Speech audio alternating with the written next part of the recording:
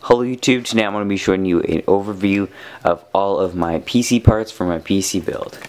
So, let's get into it. Just before we begin, I would like to say I'm sorry for the black bars on the side. I was editing and it randomly came up and I spent half an hour trying to fix it without losing my progress. And I couldn't find a way around it. But anyway, let's get into the video. Let's start off with the power supply. So right here, we have the Rainmax Vampire power supply. This is a modular power supply. As you can see, 900 watts, 80 plus bronze certified. It's a really nice power supply. And inside I have all of the cords for the power supply so I can hook up everything I need. Now let's go on to our hard drives. So I have a 250 gigabyte Seagate Barracuda hard drive, 16 megabyte cache, 7200 RPM. We have a Western Digital Caviar SE. This is a lower end 80 gigabyte hard drive, mainly just for extra stuff. And then for the primary hard drive, I have the Seagate Barracuda 1 terabyte hard drive, 64 megabyte cache, SATA 3, and this was $57. Now for the graphics card, I have a GT630 by NVIDIA. This is a no-name kind of brand card. This was off eBay from a seller called Yalstock. So it has PCI 2, 128-bit, 2 gigabyte DDR3 memory, HDMI, VGA, DVI, all that stuff. So until I get my graphics card later in late November or December, which will either be a AMD R9 270X or a 280X, this will hold me off okay for that.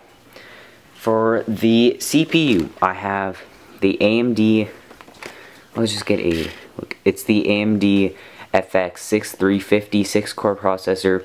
This is the black edition, which means it is overclockable. Let's just...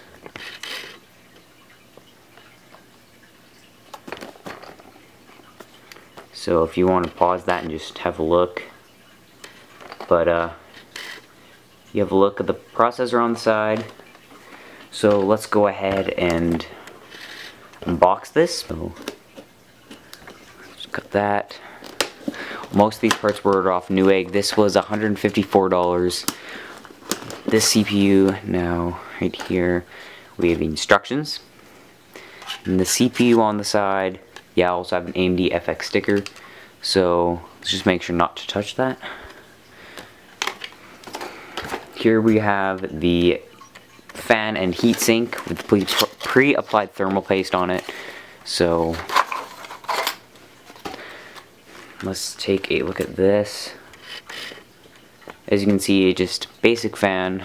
I believe it's 80 millimeters, could be wrong, but you have your copper heat pipes, pre-applied thermal paste, a 4-pin fan header.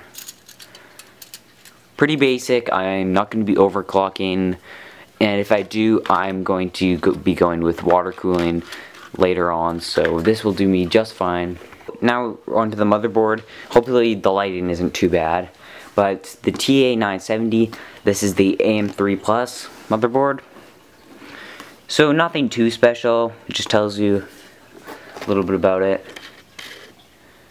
SATA 3, USB 3. The only thing that I was a little disappointed with this motherboard was the fact there were no PCI 3, but that is unneeded. But the only thing really that was a big issue was there's no front USB 3 header. User's manual.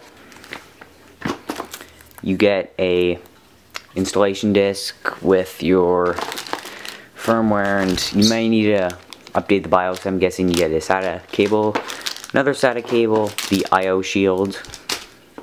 Now let's just pop this up. So right here, this motherboard I believe was on sale. I don't know how much by, but I'll leave the links in the description along with the prices. So let's try not to put that on the carpet, but right here is the motherboard. Let's just take a quick look around it. So as you can see on the bottom, we have all of the ports, USB, front panel, audio, all that stuff. We have 4 SATA connectors, which are SATA 3, 6 gigabytes a second. We have 2 PCI slots, a PCI Express 2 x 16 port, a PCI Express 1 port, PCI 2 x 16 port, and another PCI x 1 port. Now, chipsets, somewhere around here. 2 more SATA 3 connectors. We have our 4 RAM slots. And then we have our AM3 Plus socket right here. Let's take a look at the ports on the side of the motherboard. We have our PS2 for the keyboard and mouse. We have 4 USB 2 here, 2 USB 3. We have more USB. We have Ethernet, which I believe is 10, 100, 1000 gigabit. We have our audio here. And that's just about it for this motherboard. The motherboard is a full-sized ATX motherboard. So yeah, now let's go on to the RAM and all that other stuff. For the RAM, we have the G.Skill Ripjaws. These were $20 off. They were originally 100 on Newegg, and I got them for 80.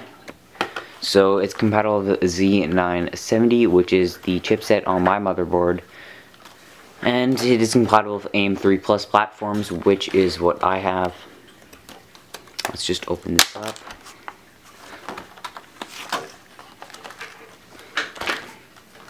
So you get your 2 RAM sticks right here.